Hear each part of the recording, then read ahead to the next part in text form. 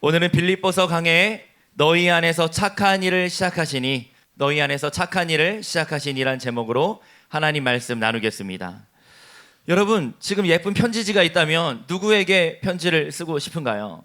혹시 손편지 쓴 기억이 있습니까? 이메일이나 혹은 메신저, SNS, 톡을 보내고 문자 메시지를 전송하는 이 시대에 예쁜 편지지나 혹은 그림 엽서에 사랑과 자기 마음을 담아가지고 편지, 손편지를 쓰는 일이 쉽지 않은 시대가 왔습니다. 제게 아내가 한 명 있는데요, 아내가 가장 받기 좋아하는 선물이 남편이 써주는 손편지예요.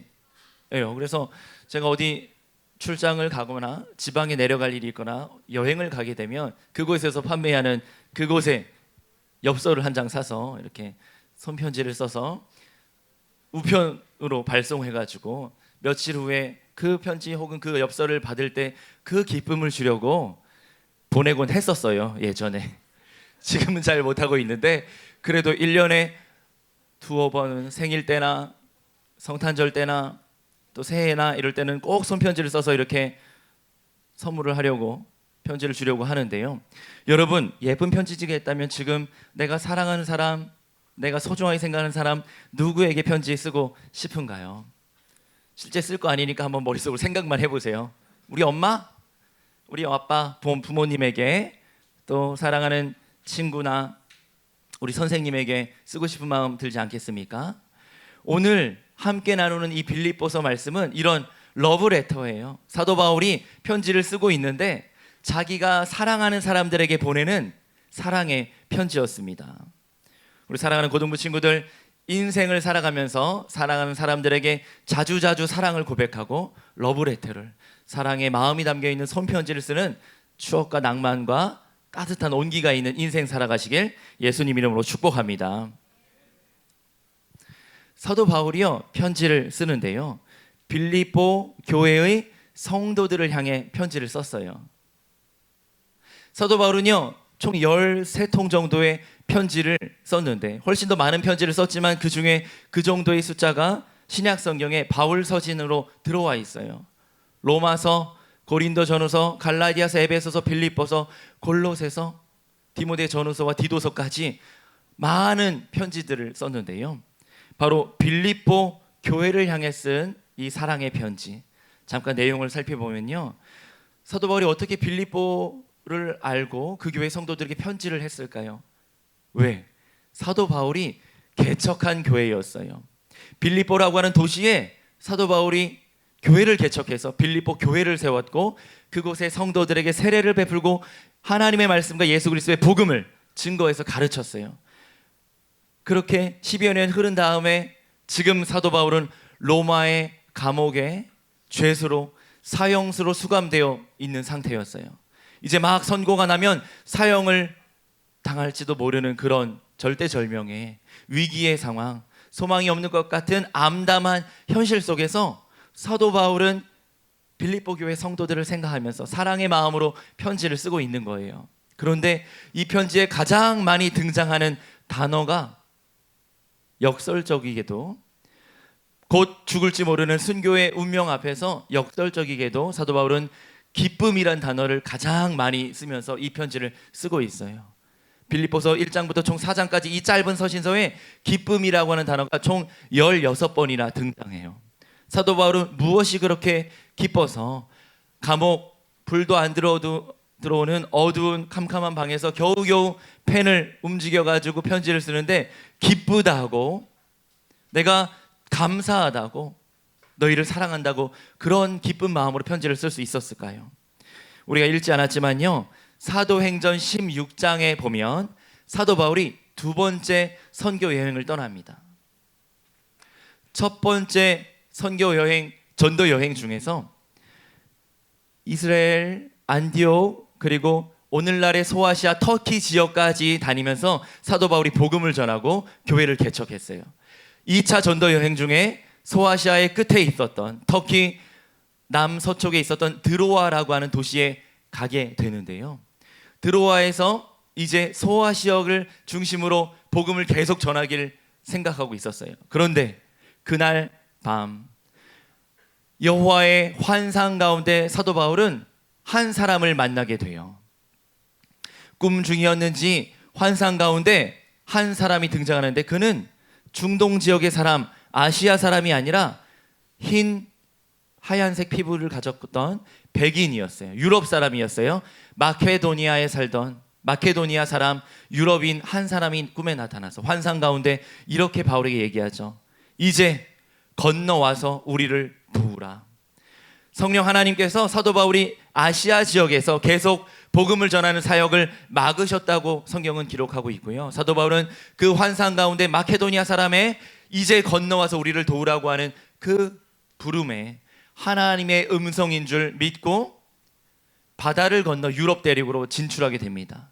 아직 한 번도 보스포러스 해협을 건너서 지중해를 건너서 마케도니아, 그리스, 아가야, 유럽 땅에 건너가서 복음을 전한 적이 없었는데 이제 처음으로 지중해를 건너서 터키, 아시아 땅이 아니라 유럽 대륙으로 넘어가서 유라시아 대륙에서 복음을 증거하게 되는 것이죠.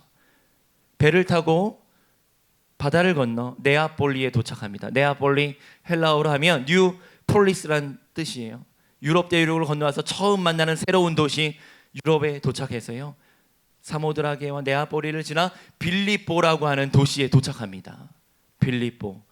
그곳은 로마 제국이 통치하던 지중해 사회에서 로마 제국의 군사적인 요충지였어요. 왜냐하면 해안가 지역이었고 유라시아 대륙과 아시아 대륙이 만나는 지점에 있었고 빌립보는 그래서 마케도니아의 첫 성읍이었다. 가장 크고 중요한 성읍이었다고 이야기합니다. 그곳에 도착한 사도 바울은 본격적으로 유럽 선교를 시작하는데요. 안식일이 찾아오자 하나님께 예배하고 기도할 수 있는 예배 처소가 있는지 찾기 위해서 사도 바울은 여인들이 많이 모이는 물가로 강가로 나아갑니다. 왜? 여인들이 물가에 와서 물을 떠가기도 하고요, 빨래도 하고요. 그것이 마치 여인들의 사랑방처럼 사람들이 모이는 장소니까 그곳에 가서 혹시 여기 하나님을 경외하는 자들이 예배하고 기도할 만한 처소가 있습니까? 물어보기 위해서 물가에 갔는데 거기서 유럽 대륙에서 첫 번째 예수 그리스도를 구주라고 믿고 고백하는 유럽의 첫 신자를 만나게 되는데 그는 여인이었어요. 사도행전 16장에 보면 그녀의 이름이 두아디라에서 옷감을 팔던 자색 옷감 장사였던 루디아라고 하는 여인이라고 성경은 기록하고 있습니다. 루디아란 여자를 만나게 돼요. 그녀가 와서 나도 예수를 믿는다고 우리 집에 와서 거하고 우리 집에서 하나님을 함께 예배하자고 바울에게 이야기합니다. 사도 바울은요 그리하여서 루디아의 집에서 루디아의 가정에서 빌립보 교회를 개척하게 돼요. 예배당을 짓고요 건축을 해서 새로운 건물을 사서 교회를 세운 것이 아니라 작은 숫자지만 루디아 한 여인과 그녀의 가족들에게 복음을 전하고 세례를 베풀고요 그 루디아의 집 가정에서 교회가 개척되어 빌립보 교회가 세워지게 되는 거예요. 그 이후에 사도 바울은 빌립보에서 복음을 전하다가 유대인들과 이방인들의 핍박을 받고 감옥에 갇히게 되는데 빌립보 감옥에 갇혀서 간수들에게 매를 많이 맞고 채찍질을 많이 당하고 옷이 찢겨진 채로 수갑과 발에 착고를 찬 채로 빌립보 감옥에 갇히게 됩니다.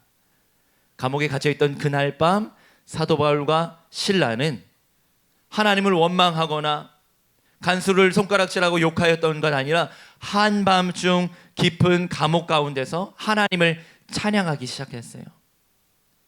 예수 그리스도의 복음을 증거하다가 고난을 받는 이 일이 얼마나 영광스러운 일인가.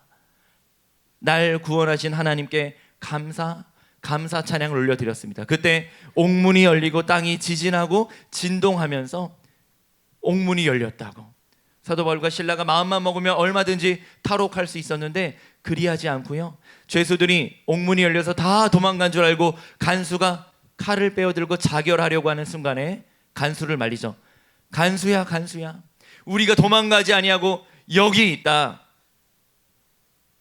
다은아, 사랑하는 다은아, 우리가 여기 있다. 간수를 말리고요 자결하지 못하도록.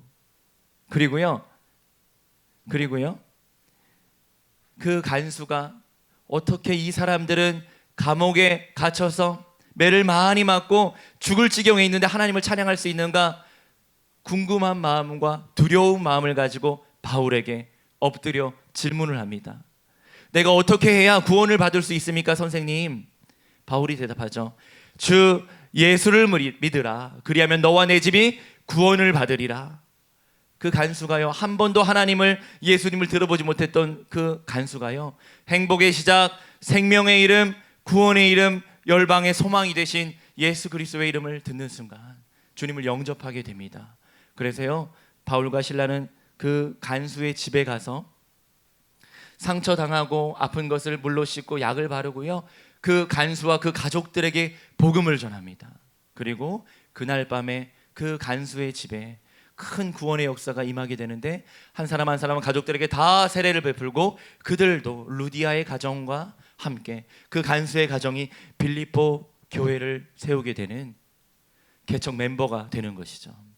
그 빌립보 교회를 개척하고요, 복음을 전하다가 이제 그곳에서의 핍박이 심해지고 또 다른 도시로, 베레아로, 데살로니가로, 아테네, 아덴으로 계속 이동하면서 복음을 전해야 했기에 사도 바울은 빌립보 교회의 성도들과 아쉽게 작별의 인사를 하고 떠나게 되어요. 그로부터 약 15년이 지난 오늘, 로마 감옥에 죄수의 신분으로 갇히게 된 사도 바울은 옥중에서 편지를 씁니다. 이 옥중 서신서예요. 바로 빌립보서죠. 1장 1절 말씀입니다. 빌립보 교회 성도들을 향해 편지를 쓰면서 이렇게 인사하죠. 우리 1장 1절 말씀 같이 한번 읽어보겠습니다. 함께 읽습니다. 시작.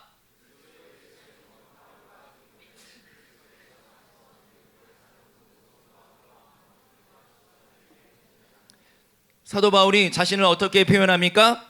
그리스도 예수의 종이라고 표현하는 거죠. 그리스도 예수의 노예라고 표현하고 있는 거예요. 자신의 사도된 권리를 주장하거나 나는 하나님께서 세우신 사도다, 그것을 주장하지 않고요, 빌립보 교회 성도들에게 나는 예수님의 노예, 그리스도의 붙잡힌 바 된 종으로 너희를 섬기는 바울이다. 바울의 제자였던, 동역자였던 디모데가 함께 감옥에 있었기에, 디모데는 빌립보 교회 성도들과 편지를 주고받았던 메신저 역할을 했기에 디모데의 이름을 함께하여 바울과 디모데가 이 편지를 쓰고 있다고 인사말을 전하죠. 그리스도 예수 안에서 빌립보에 사는 모든 성도들, 감독들, 장로님들과 집사님들에게, 성도들에게 편지한다고 쓰고 있습니다. 사도 바울의 현재 주소가 어디라고요? 로마 감옥에 있는 바울이 로마 감옥에 있는 내가 편지를 쓴다고 하지 않고요, 그리스도 안에 있다고 쓰고 있습니다. 영어로 하면 in Jesus Christ. 목사님이 자주자주 여러분들에게 강조하고 반복하는데, 우리의 주소가 어디인가? 예수 그리스도 안에 산다는 것입니다. 사랑하는 고등부 친구들, 여러분들의 주소가 노원구, 하계동, 중계동, 어디 남양주, 퇴계원 어디가 아니라 예수 그리스도 안에 날마다 살고 거하는 은혜가 있기를 예수님 이름으로 축원합니다.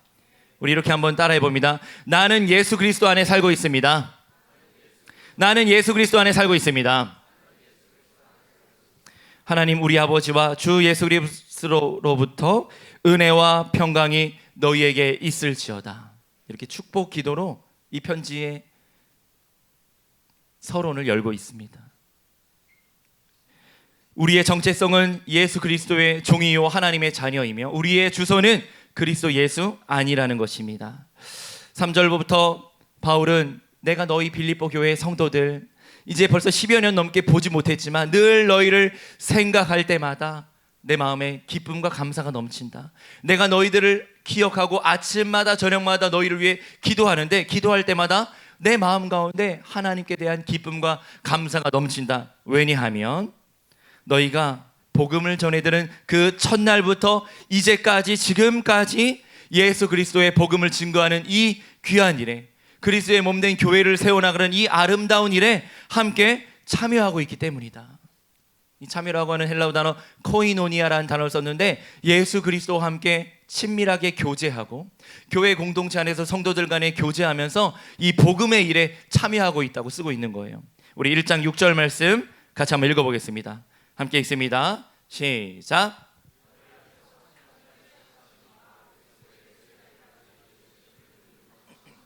이 일을 누가 시작하셨냐면요, 예수 그리스도께서 시작하셨다는 거예요. 바울은 자기가 복음을 전해서 교회를 개척했고 시작했다고 말하지 않고요, 너희 안에 이 아름다운 복음의 역사를 시작하신 분이 예수 그리스도시며, 바로 그 주님께서 이 아름다운 복음의 사역을, 교회를 세워나가는 이 일을 그리스도 예수의 날까지, 주님이 땅에 다시 오실 재림의 날, 심판의 날, 하나님 나라에 우리가 들어가는 그날까지 이루어 가실 줄 우리가 확신한다고 쓰고 있는 것입니다.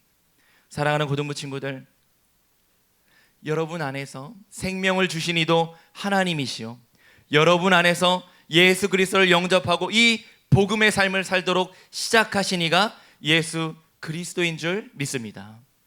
예수님을 붙잡고요, 내 삶의 시작과 끝이 되시는 하나님을 바라보면서 지난주에 말씀을 나눴듯이 우리 생명의 주관자, 우리 삶의 경영자가 되시는 하나님께 내 인생을 내어 맡길 때 처음부터 끝날까지 여러분들의 인생을 아름답게 선한 길로 인도해 주실 줄 믿습니다. 2019년 새해에 우리 서울광영교회가 하나님으로부터 받은 그 표 말씀이 있습니다. 담임 목사님께서 송구영신 예배 때 1월 1일 첫 예배 때 선포하셨는데요, 바로 빌립보서 1장 6절의 이 말씀이었어요. 너희 안에서 착한 일을 시작하시니 예수 그리스도. 그래서 올해 표가 뭐냐면 시작하는 해입니다. 그렇게 시작한 2019년이 벌써 9월 마지막 주가 되었어요. 이제 올해도 3개월밖에 남지 않았죠. 세월이 빠르죠.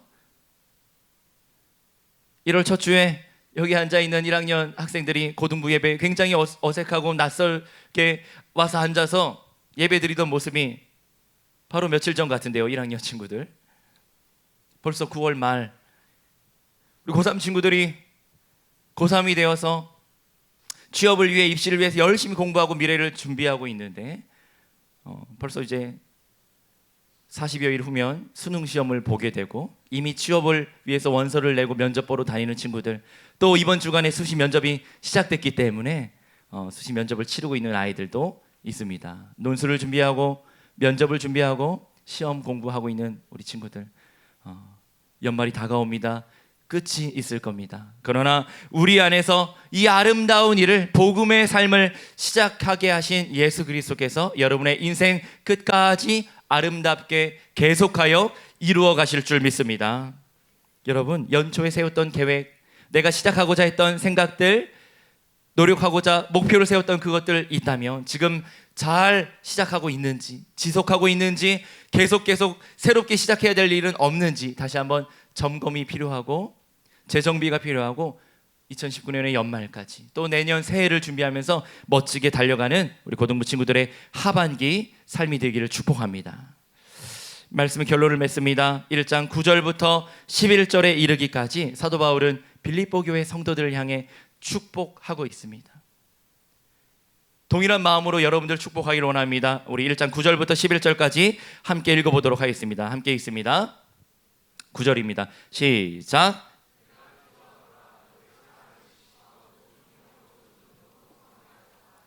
너희로 지극히 선한 것을 분별하며 또 진실하여 허물 없이 그리스도의 날까지 이르고 예수 그리스도로 말미암아 의의 열매가 가득하여 하나님의 영광과 찬송이 되기를 원하노라. 아멘. 사도 바울이 빌립보 교회 성도들을 위해서 기도한대요. 내가 기도하노라. 너희의 사랑을, 지식을 모든 총명으로 점점 더 풍성하게 해주시길 기도한다. 우리의 사랑, 하나님을 향한 사랑이 점점 더 풍성하게 자라나길 기도하는데요. 그 사랑은요, 여호와를 경외하는 지식, 하나님이 누구신지 바로 아는 지식과 성령께서 우리와 함께 하심으로 주시는 지혜롭고 총명한 영으로 우리와 함께하는 그 영으로 말미암아 하나님을 향한 사랑이 더 깊어지고 더 넓어지고 더 풍성하여지기를 간구한대요. 10절에 너희 지극히 선한 것, 그것을 분별력 있게 분별하며 이 세상을 살아가면서 험악한 세상, 죄와 유혹과 시험 앞에서 하나님의 뜻이, 선한 뜻이 무엇인지 분별하면서요, 진실하고 허물이 없이 세상과 구별된 거룩성을 가지고 거룩한 성도로 순결한 하나님의 백성으로 그렇게 살아가도록 그리스도의 날까지 이뤄가기를 기도하고요. 11절 마지막 절에 바로 이 일을 예수 그리스도로 말미암아 예수 그리스도의 의의 열매, 생명의 열매가 가득하여서 곧 성도들의 인생이, 사랑하는 우리 고등부 친구들의 일생의 삶이 하나님께 영광과 찬송으로 올려지기를, 그대로 산 제물로 산 제사로 살아있는 예배로 드려지기를 원하노라 축복하고 기도하고 있는 것입니다. 사랑하는 우리 고등부 친구들, 우리 선생님들 축복하기를 원합니다.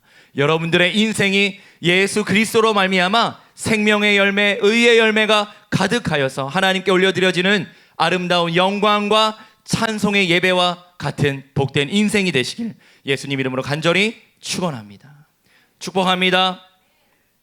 오늘은 세례식이 있는 기쁜 날이에요. 우리 고등부가 상반기와 하반기에 한 번씩 1년에 2번 세례식을 갔는데요.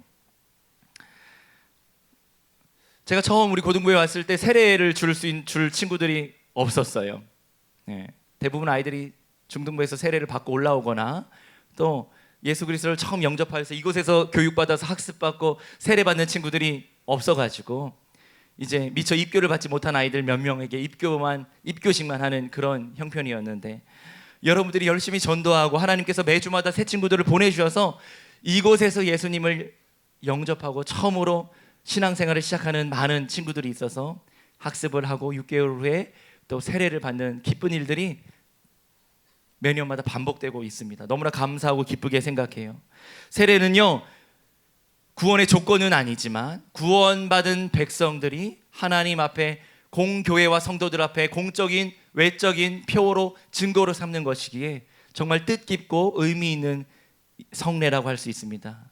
정리하면 세례는 구원의 조건은 아니지만 구원받은 백성이 갖고 있는 외적인 표라고 할 수 있습니다. 그러니까 내가 세례받았고 유아 세례받고 입교했다면 하나님의 성찬에 참여하여서 예수 그리스도의 살과 피를, 떡과 잔을 먹으며 그 예배에 참석하고 할 수 있다면 그것은 내 외적으로 보여주는 구원의 표가 될 수 있습니다.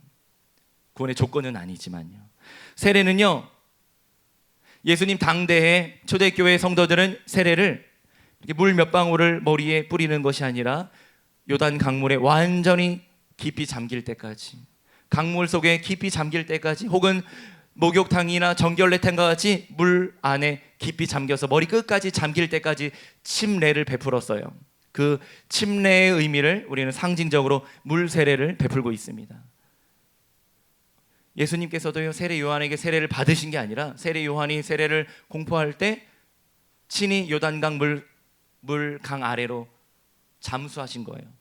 그렇게 몇 초간 물 가운데 있다가 다시 물 밖으로 나올 때 세례가 행해지게 됐던 거죠. 물 속에 완전히 잠기게 될 때 어떻습니까? 우리는 아가미가 없기 때문에, 물고기가 아니기 때문에 숨을 쉴 수 없어요. 단 몇 초일지라도 물 속에 잠겨 있을 때 호흡이 멈추게 되는 거예요. 그것은 죽음을 상징합니다. 호흡할 수 없고 숨이 끊어진 상태, 죽음을 상징하는 거예요. 죄에 대하여는 완전히 죽음의 상태. 그렇게 잠시 후에 물 밖으로 고개를 들어 나오게 될 때 새로운 호흡, 이전과 다른 새로운 호흡을 쉬게 되는데, 그러면서 새 생명을 살게 되었음을 상징적으로 증거합니다. 죄에 대하여는 완전히 죽고 이제는 내가 예수 그리스도로 말미암아 새로운 새 생명, 구원받은 영원한 생명을 얻어서 하나님께 주시는 이 인생을 하나님께 대하여 살아있는 인생으로 살겠다고 고백하고 외적으로 공표하면서 물 밖으로 나오게 되는 것이죠. 그 상징성을 가지고, 그 침례의 상징적인 의미를 가지고 오늘 물 세례를 베풀게 될 것입니다. 입교하는 친구들은요, 이미 그런 의미로 엄마 아빠의 신앙 고백을 받아 어렸을 때, 천지를 모르던 갓난 아기였을 때 유아 세례를 이미 받았어요. 그리고 이제는 엄마 아빠의 신앙 고백이 아니라 나 자신의 신앙 고백으로 예수 그리스도를 나의 구주로 영접하는 그 고백으로 입교하게 된 것이죠. 이거 얼마나 기쁘고 복된 일인지 모르겠습니다. 로마서 6장 3절, 4절, 5절에 보면 세례에 대하여 사도 바울은 이렇게 적고 있습니다. 우리 한번 읽어보도록 하겠습니다. 우리 여기 세례교인과 입교인들이 많이 있고요, 또 앞으로 세례받을 친구들 많이 있는데 우리 한 목소리 읽어봅니다. 시작. 무릇